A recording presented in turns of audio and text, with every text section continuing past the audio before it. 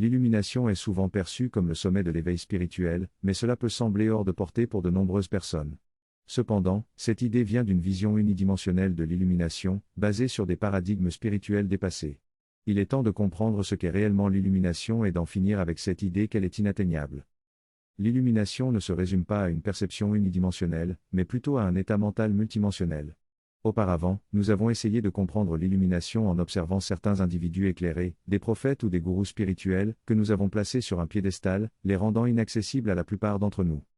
Cependant, le destin de notre époque est l'illumination, non pas réservée à quelques-uns, mais pour les masses qui s'éveillent. L'illumination consiste à reconnaître notre propre divinité, quel que soit notre avis sur la question. Auparavant, nous avons vu l'illumination comme une divinité au détriment de notre humanité. Tout était considéré comme divin et tout aspect humain était considéré comme négatif. Mais avec notre évolution, nous réalisons maintenant que l'équilibre est essentiel. L'illumination n'est plus vue comme un état désincarné où l'esprit domine le corps et les émotions. Au contraire, il s'agit d'atteindre un équilibre intérieur qui donne naissance à une conscience éclairée, une souveraineté spirituelle. La conscience éclairée est vitale, car elle n'a pas besoin d'une force externe pour la guider. Elle est en totale harmonie avec la conscience universelle, elle opère depuis un état de conscience appelé Dharma. L'oneness, ou l'unité, est le prérequis principal de l'illumination. Il ne s'agit pas seulement d'une expérience fugace, mais d'une réalité quotidienne où l'on comprend que l'on est connecté à tout. L'oneness, également appelée samadhi, n'est pas une expérience ponctuelle, mais une réalité continue où l'on opère du niveau de l'avatar, en comprenant que l'on a un ego tout en étant connecté à l'universel. Une fois que l'on a atteint cet état, l'illumination se révèle de plus en plus profondément, couche après couche, révélant de nouvelles prises de conscience. En résumé, l'illumination n'est pas hors de portée pour nous, c'est une réalité accessible à tous.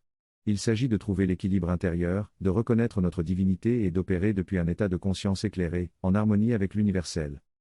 Le processus d'éveil spirituel et d'illumination, connu sous le nom d'enlightenment, est un cheminement vers l'unité et l'intégration de notre complexe esprit-corps-âme. Avant d'atteindre cet état, oneness, qui est difficile à expliquer, on peut ressentir une forte empathie envers les autres, mais cela ne représente qu'une compréhension humaine limitée. En revanche, l'enlightenment nous fait vivre la réalité absolue de l'unité dans toutes ses dimensions. C'est un TR. Le passage de l'illumination et de la contournement spirituel est souvent confus, mais il y a des moyens de les distinguer. La contournement spirituel implique toujours un sacrifice, où quelque chose est privilégié au détriment d'autre chose. Cela se produit lorsque l'ego est rejeté ou nié. En revanche, l'illumination ne comporte aucun sacrifice, car il n'y a aucune aversion envers l'ego ou l'humanité. L'illumination consiste à intégrer, accepter et être en paix avec notre humanité. Un signe de contournement spirituel est la présence d'une aversion ou d'un rejet envers certaines émotions ou aspects de notre être. L'illumination, d'autre part, intègre tous les aspects de notre être sans jugement ni répulsion.